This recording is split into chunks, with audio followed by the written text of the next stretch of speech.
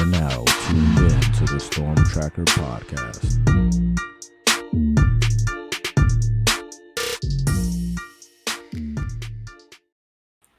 Welcome back, family, to the Storm Tracker podcast, tracking the storm that is the Miami Hurricanes. I'm Marcus Benjamin, representing for CanesCounty.com, part of the Rivals.com network. And joining me today, I've got Brandon Odoi, my guy from FootballHotbed.com, to talk a little Hurricanes football. So thanks for joining me today, Brandon.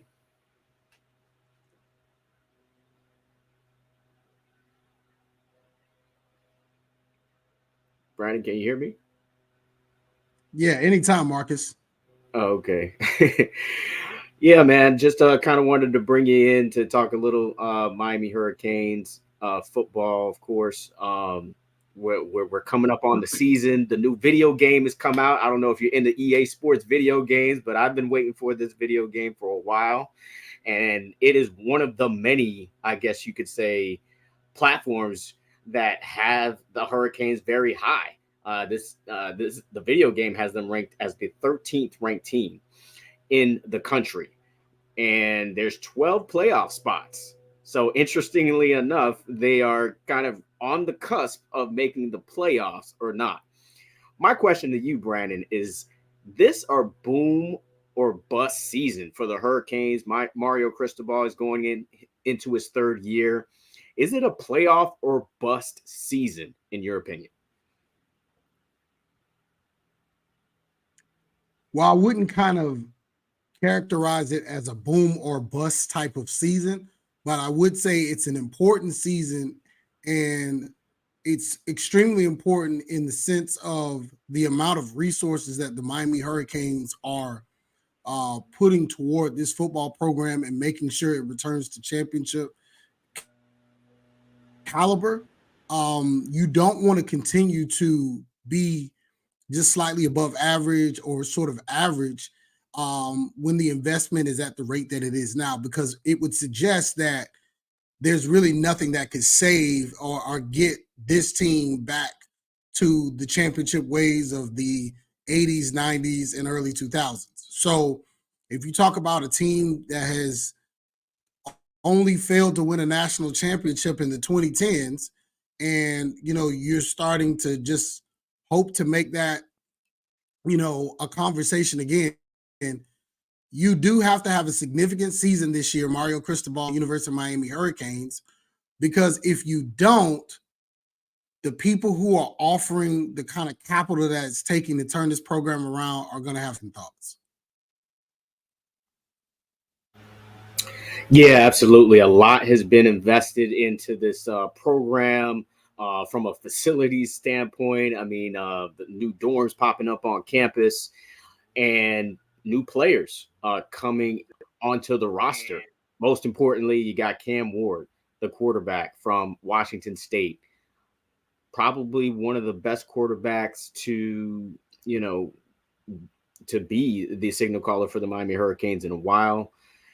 He is going to be in the Heisman conversation, at least for the first couple of weeks. So just to have a quarterback like that at the helm, I think is a huge difference for this team and puts them in a position to possibly make the playoff. But he's not the only one. They got Damian Martinez and Tyler Barron and Simeon Barrow and C.J. Clark and Marley Cook and Sam Brown. I mean, these are all high level transfers built to the acquiring of these players is basically making this team a college football playoff contender. But when you look at the schedule, it's also in favor of the Hurricanes as well. It's not a gauntlet of a schedule by any stretch. I agree with everything. But there are some concerns, because anything can happen during the season. But when you look at the schedule, what games kind of concern you from them actually meeting this goal of making the college football playoff?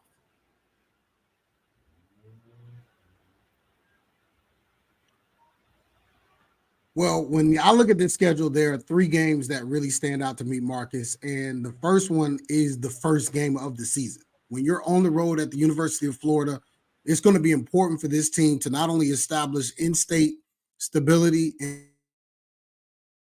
and supremacy, but also to, counteract the model see supremacy that, we see all around college football. So you could accomplish and kill two birds with one stone, so to speak, when you go on the road to Florida and you win a football game. And this would be an impressive game to win to me. And the game has gotten a lot harder as when this game was first announced or first started to be talked about. Florida wasn't a team that was expected to be very good.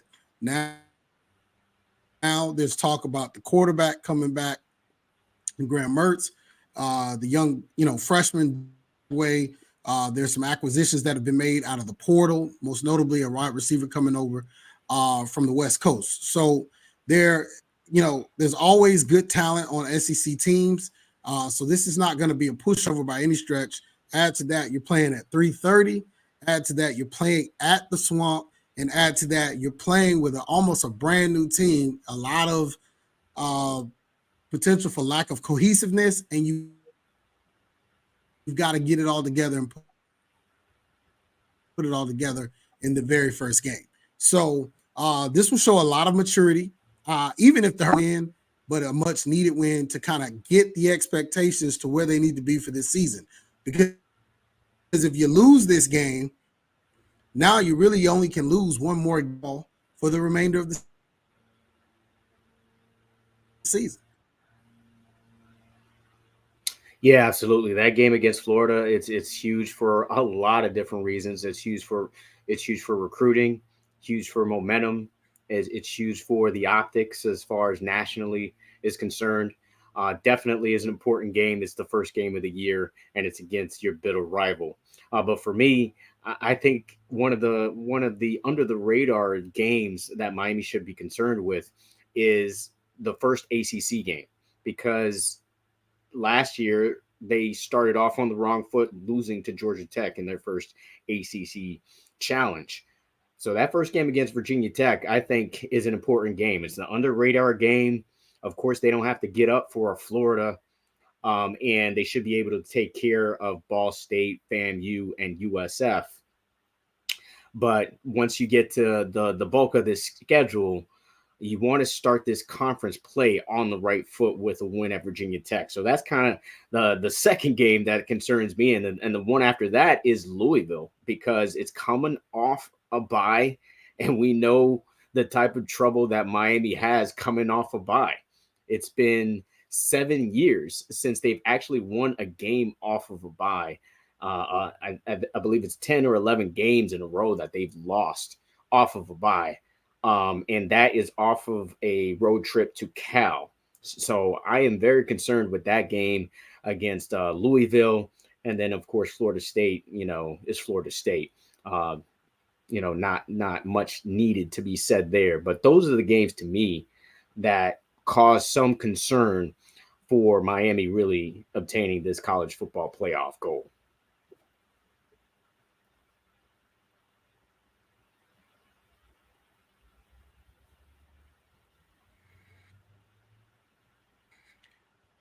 Yeah, and interestingly enough, you skipped past another game that I had kind of penciled in as under the Blake James administration, and I think that game presents a lot of issues because it's trappy in its nature, based on the fact that you could start looking ahead to, like you say, the remainder of the ACC season, this Virginia Tech opener. I just don't like that game, and if you need any evidence of that game being a potential issue, just look at Alabama and what happened to Saban. Found himself possibly staring down the barrel of the most embarrassing loss of his tenure. He was able to escape Tampa with a 17-3 lead, and he was playing against a redshirt freshman quarterback. That guy's a year older now, and this is Coach Alex Golsh's second year, full year in his system, and that's a game that you don't really want to play. And if you play a game like that, you definitely don't want to play it on the road. Yeah, I agree with you as well. And I that's think that's exactly what the Hurricanes are going to do. So I think that challenges. I'm not so concerned about Ball State or FAMU, but that game, and I would add to that Manny Cristobal's, not Manny Cristobal, Manny Diaz's homecoming when Duke comes back to Coral Gables. That's another game that I have in the trappy nature for this Hurricanes 2024 team. Yeah, that one is a good one too. The Fighting Diaz's are now in Durham, so that's definitely going to be a fun one as well. I'm sure Manny Diaz wants to get some payback to his former team. Um, let's also talk about the sleeper players to kind of look at this season. We all know who the big names are. We already kind of mentioned them. Cam Ward, obviously, is one of them. Kiko Malanoa, Ruben Bain. But who are some of the under the radar type of players that you expect to kind of make some noise this season, not only just locally, but on a national stage?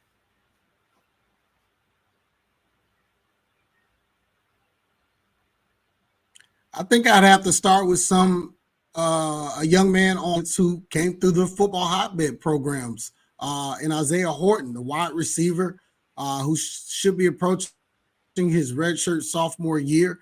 This is a young man who's about 6'3", has excellent speed, good ball skills and ability after the catch. And he's been putting in the work by all accounts to join Xavier Restrepo as a true threat in this offense. And he brings some things that Restrepo doesn't, which is the size that you need to make the play in order to be. He's having, if he's able to translate the offseason that he's had into the regular season, he can compete for national awards and possibly even, do some really special things. So he's one guy I have on offense. On defense, I would talk about a true freshman that I know very well named Armando Blunt. This is a young man that missed spring due to injury. By all accounts, he's doing very well. I mean, he played his whole high school senior career on a torn labrum, and he was still rated a 5-star after reclassifying up. And this is a guy that entered college at 16 years old, got a 3.9 GPA in the classroom. He's super. The talk's going to be about Ruben Bain, the return of Mesidor, and all of these other guys on the Simeon Barrow, all these other guys, allowing a guy like Blunt to sneak in for, maybe a special season with about 6 to 8 sacks. Definitely some good choices there. Armando Blunt, I mean, what can you say about him and what he could do at a very young age is definitely something that we will be looking at this season. For me, I think AJ Allen is kind of a sleeper player that people are kind of forgetting about here. He dealt with an injury last season, but when he did get into the game, he was averaging 5 yards a carry. And he may be called upon maybe early in the season. The status of Mark Fletcher returning from game one is still kind of up in the air. It's not, fully guaranteed that he'll be a full go for game one or maybe for the first couple of weeks. So AJ Allen will be there to add some relief for Damien Martinez. And I think he is probably going to be playing with a big chip on his shoulder to really kind of show that he deserves to be on this team and he deserves his right amount of carries. So I think that's definitely a guy to kind of look for as far as on the offense. On defense, I think it's really time for Jaden Harris to really kind of show what he can do. He had the luxury of learning under a Cam Kinchins and a James Williams for the past season. So I think he has a real golden opportunity to really kind of show what he can do and that he can really kind of step into those big shoes that were left by those two guys who are now, preparing for the NFL next month. So I think Jaden Harris has a golden opportunity to really show what he can do on the national stage at that safety position. Plenty other sleepers that I named on CanesCounty.com. Be sure to go to the website to check that out. Once again, I've got Brandon Odoi here with me from footballhotbed.com, talking a little Miami Hurricanes football with the upcoming season coming up. Next week is already ACC Media Days, so things are happening rather fast, rather quickly. Before you know it, it will be the start of the season. Now, when the season starts, you obviously kind of know that Cam Ward is really kind of your most valuable player, right? Obviously, because he's the quarterback, and that's the most important position on the field. But when you look at the valuable players on this team, who do you think is the second most valuable player besides Cam Ward?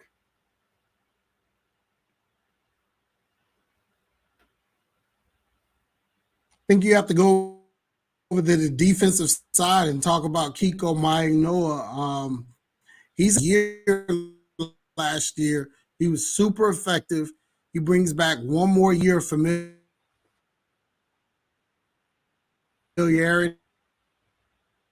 in Lance Guidry's defense.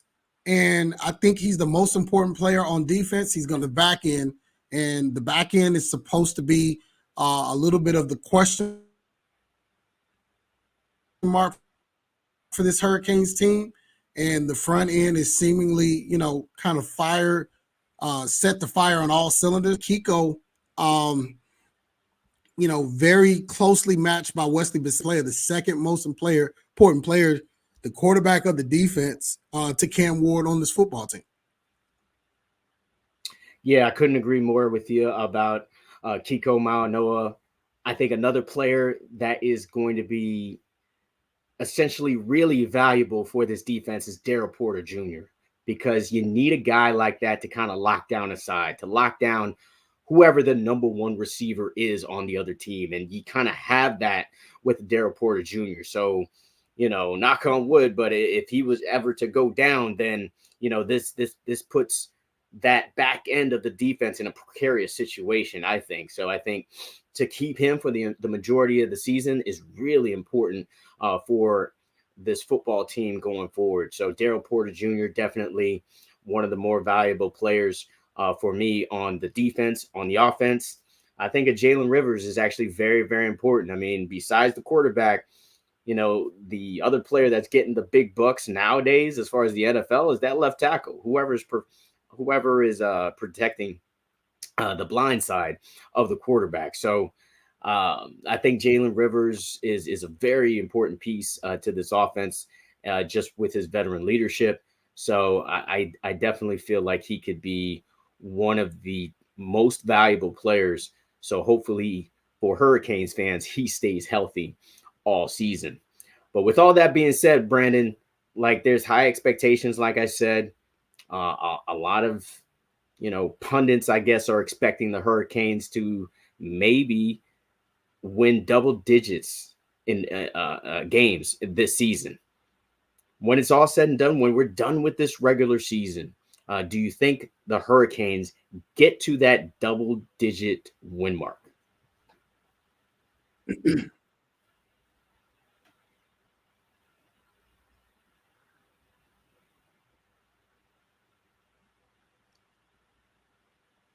Yeah, I think they can get to 10 wins. I think that's 9 wins is like the floor for this team.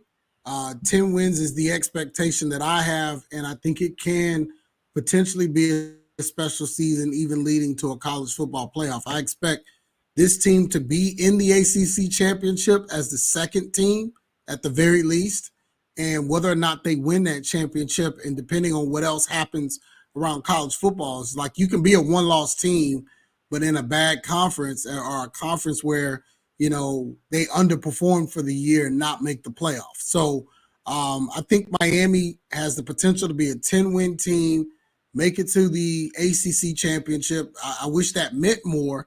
Unfortunately, what happened to Florida State is a precursor for how this conference is perceived. That's why there are all these rumors of teams leaving to go to the Big 12 and try to create a bigger super conference and maybe sort of replace Texas and Oklahoma and what they've been to that conference for years as the ACC continues to kind of lose its luster. But at the end of the day, I think 10 wins is the standard for this team. And I think it's fair because you got an All-American caliber quarterback. You got something similar at running back.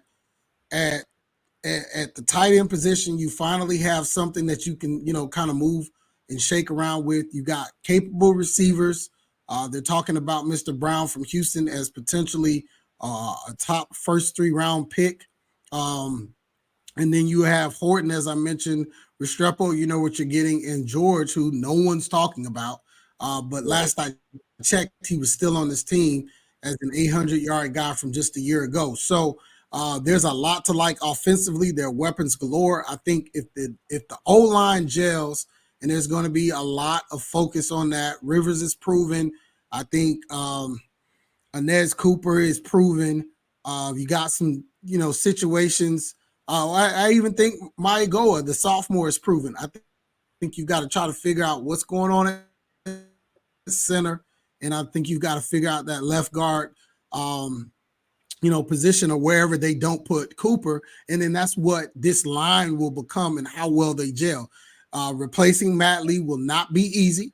I think he made it look too simple last year, and we're going to see that early on, especially on the road at Florida. So what kind of center we have in this young man out of the portal from, I believe, Indiana, that's gonna show very early, how good the scouting was and how good the development has been in the offseason and the cohesiveness. But if I were going to leave something to bet on, it would be this offensive line with Mario Cristobal, Alex Maribel, and even Ed Pata and all the things that they do with this offensive line.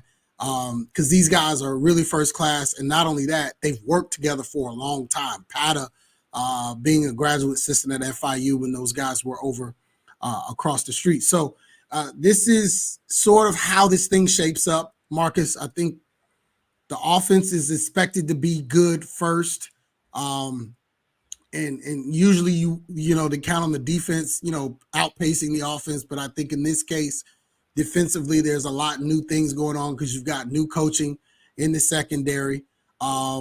Offensively, pretty much everything stayed the same. You have the same OC quarterback coach coming back, same receiver coach. You get a new running back coach, but I mean, how big of a difference is that? That's probably the best place to have someone new because pretty much the pass schemes, the blocking, everything else is pretty much the same.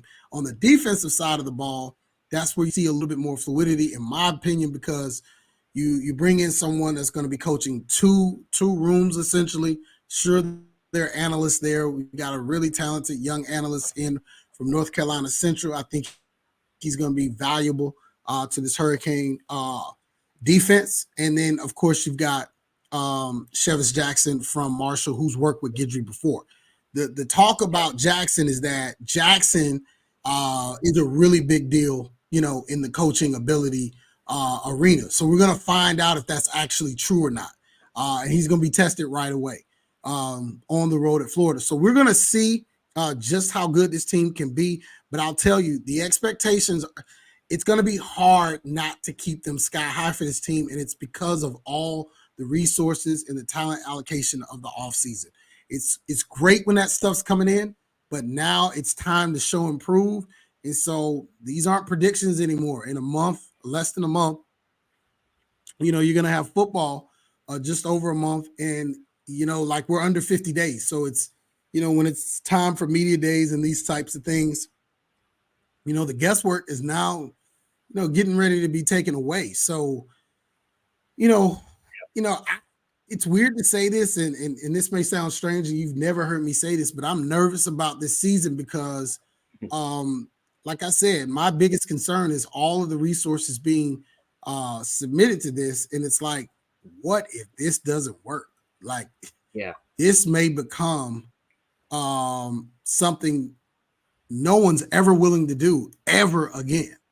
And Miami will be known as a team that will be sort of a 6 to 8 win team moving forward, you know?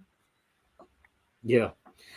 It's hard for me to forget the past seasons, because that's kind of our basis of, what is to come in the future, is to kind of look at the previous seasons. But in this day and age, you basically have so much turnover that you can't really so much look at the past because it's a new quarterback. You've got a new couple of new receivers, of course, some in recruiting. You've got almost an entirely new defensive line as far as the many players that will be in the rotation. You got some guys that held over from last season, yes. Majority of those players, really good players. But I think in this day and age, like a team can flip the switch from a 5-7 season to an 11-win season. We saw it with USC a couple years ago. We saw it with TCU a couple years ago. So based on, if you want to base it on the past, then you're probably thinking, okay, this may be an 8 to 9 win season. But if you're really assessing this team's roster, there's no reason why this team shouldn't win 10 wins, especially with the upgrade that you have at quarterback. Because let's be honest, I mean, TVD was responsible for, you could say, for a few of those losses. You could say he was responsible for maybe Georgia Tech loss. You could say he's responsible for maybe the North Carolina loss, the NC State loss. And, if those games turn into wins, I mean, and then you're already looking at a 10-win season because they went 7-6 last year. So just off of that alone, you would think, from TVD to Ward is +3 wins in itself. And then you want to add a revamped defensive line, a more experienced, wide receiving core, a very veteran group when it comes to tight ends. I guess you could say when you add McCormick, I mean, that's as many years. He's probably got as many years of experience of all the other guys combined. So yeah, I mean, the one place you kind of have a question on this team is the defensive backs, just because there's just not a ton of depth and experience. But everywhere else tells you that this is going to be a double-digit win season. And if they don't, man, it is truly going to be a disappointment for the staff, for the city, and for the university. So we'll see how it all plays out. This is why we play the games, obviously. But everything tells me that this team is on pace to be at least one of the top 12 teams in the country. Yeah, I think all of that's fair. And I think the biggest thing that you said is that from year to year, these are different teams. And that's where we are in college football right now. Occasionally you have people like Georgia, Alabama, who are so good at recruiting, Ohio State, that they can sustain, the turnover, either losing to the draft, the transfer portal, or whatever the case may be. But you're going to see more elite level, high resource teams be able to sustain seasons and turnover because people aren't leaving to make more money because they're happy with the money they're making. People aren't leaving to win because I think it's the ability for teams to be stable and to grow and develop what they have that's going to make the difference moving forward. And lastly, I'll just say this on this subject. You're absolutely right. The fear of past years has been taken away because of the good nature of the talent that you brought in. You're majorly upgrading. I even think the backup quarterback is an upgrade to what you had even in the Tyler Van Dyke, because I went to University of Albany. I was there with people who were around that program. That program was an 11-win program in the FCS. And a lot of that, they said, was tied to the quarterback. They were not expected to be a good team. They were not expected to challenge in one of the tougher conferences. They ended up losing to South Dakota State. in the FCS, won the FCS national championship. So there's a lot to be said, not just for the first line of this University of Miami team, but the second line. And that secondary depth, I think, is the biggest difference maker. And it's the thing that has me confident in saying, yes, this is a 10-win floor season for the University of Miami, because you went out and you did the things you had to do to make it questionable. I think when you tried to get along and try to sell yourself into believing that Tyler Van Dyke was an elite quarterback, sell yourself into believing that you had a receiver core that could get, the job done, sell yourself into believing, that you had enough on the defensive line, because once Bain started getting double teamed later in the season, it just wasn't the same, because when Mesidor went down, other guys got hurt, you just couldn't sustain depth. And that's the difference to me. It's like you're not so concerned about a guy going down, because the second guy could have probably been the starter on most Hurricane teams. Right. Absolutely. Brandon Odoi, once again, joining me here on the Storm Tracker podcast. That's going to wrap it up for this edition. Thanks again for joining me, Brandon. Hopefully we'll link up again soon. I'm excited for football. I hope you are as well.